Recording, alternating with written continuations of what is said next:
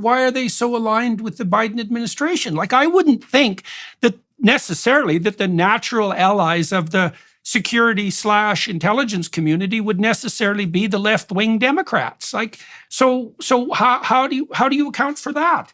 It's not really about that. It's about, well, I mean, partly it may be, but because Washington, they're all from the swamp, and in Washington, 90% of people vote Democrat. But I think it's something more, and I think this is why Trump was perceived as an existential threat. Because actually, when you look at his presidency, he just, he didn't do any, he didn't start any wars, he didn't do anything dangerous. The economy was ticking along. There was nothing outrageous he did. He really, for all his rhetoric, he was a pretty conventional conservative, apart from he didn't buy the neocon worldview, this sort of imperialist American worldview where, it's not only, in 9/11, it was, and I regret myself. I fell for all of that, and I was all rah-rah for Iraq, which I bitterly regret. And now I'm very cynical about the lies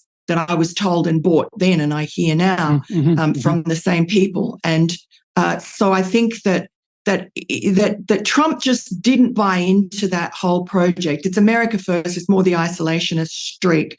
And he would ask NATO, why aren't you pulling your weight? Why aren't the Europeans paying for their own military? Why are we having to be the policemen of the world?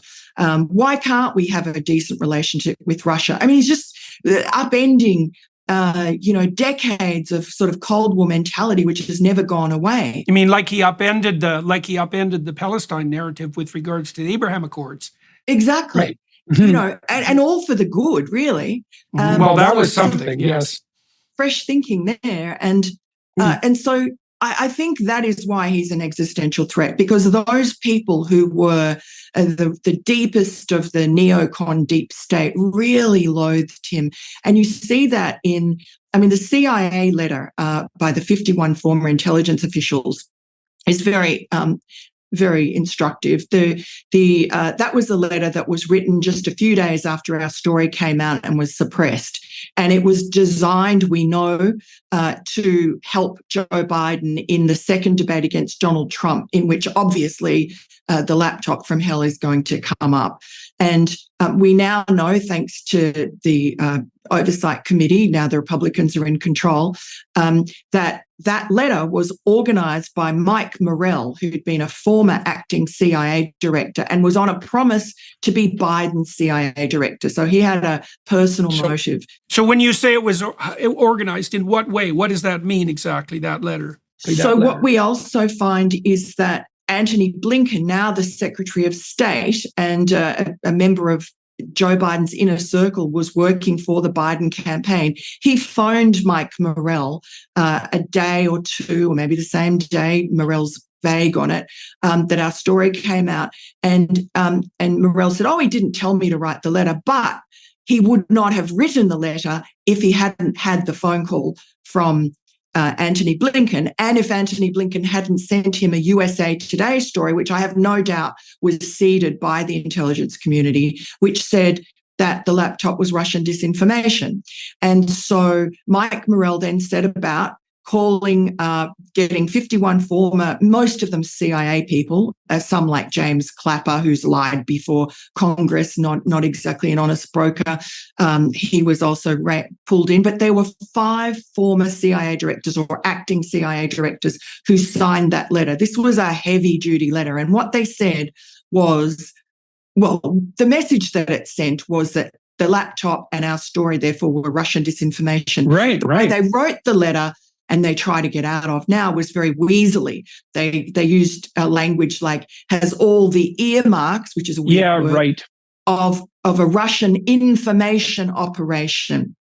They used the weight of their previous high careers in the CIA to basically sign, seal, and deliver this letter. And Mike Morell says in his emails to other people when he's trying to recruit them to sign the letter that he wants to get, in fact, he tells John Brennan, former CIA director under Obama, who had a lot to do with the destabilization of Ukraine, he tells John Brennan, I want to give Joe Biden a talking point at the debate, a way to Oh, how nice of him.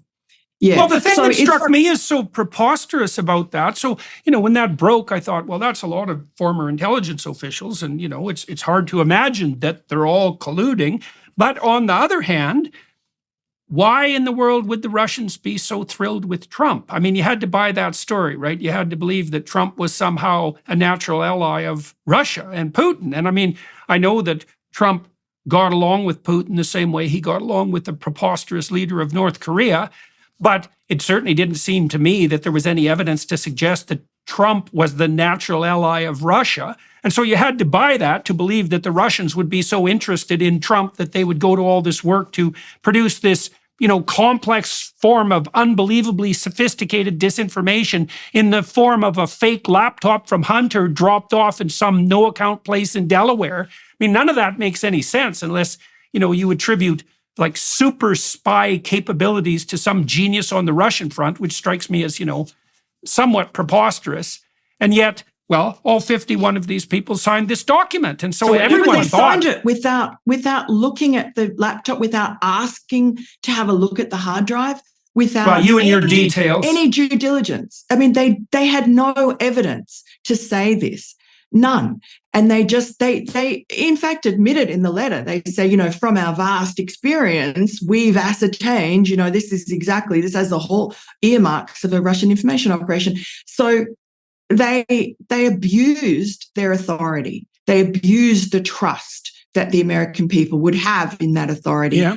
And it's extraordinary to me that they haven't apologized. They've, we have tried numerous times. I've tried. I've sent emails. I've phoned. I've called their bosses. I've called the think tanks. They've the bosses of the think tanks that they're aligned to. Every which way. We've had other reporters do the same thing, and there's just nothing from them. It's just dead. One guy called David Priest, who was a CIA something or other, he went on Fox News and he said he's happy that he did it. It was the right thing to do. By what standard? Because Trump is so evil that every possible weapon used against him is justifiable no matter what? Is that the rationale? Well, that's the subtext. But no, he had some bogus excuse. Can't even remember. It was so flimsy. But they and I have spoken to someone who should have signed it, had the credentials to sign it, and didn't sign it because he felt that there was no basis for it. He didn't want to be involved in he just saw it as a political hit. And so that would have been, these people are very savvy. I mean, you'd expect them to be. They're high-level CIA analysts and directors. You would expect that they would sniff a rat and know that this was political. Of course they knew. But as you said, they felt there was this sort of, this illness that had was afflicting the intelligence community and all the formers, which was that Trump is an existential threat. Sure, that's right. You see that in the reaction of people like Harris, is that Trump is such a threat that no matter... See, it's so interesting to me to see this happening because it's happening on multiple fronts. Like, we're told by people continually that we face existential threats that are such that all of the normal rules should be upended by moral people. And those normal rules could mean every single one of your constitutional rights, which is, of course, what happened in the COVID lockdown, which is now a disease that the doctors, according to MSNBC, are having a difficult time distinguishing from the common cold, so that's kind of a problem. And so we have emergency. Climate change. Well, that's the next one. That's the next one. It's like climate change is such an emergency that every right-thinking person is terrified into apocalyptic panic, and so you don't get to fly, and you don't get to have a car, and you don't get to leave your city, and you don't get to eat meat, and well, quote, we get all the power. And of course, that has nothing to do with any of this. And so, one of the things that I've come to conclude is that if you're listening to someone who says the crisis is such that your fear justifies my suspension of your civil liberties, then you're talking not to your ally in crisis and an appropriate leader, but to a tyrant in sheep's clothing. And this is exactly what's happening with on the Trump front too. It's like, oh my God, he's so dangerous, just like climate change and COVID, that anything goes no matter what, because no matter what we do on our side, and we're the good guys, it can't be nearly as bad as Trump might do at some unspecified point in the future.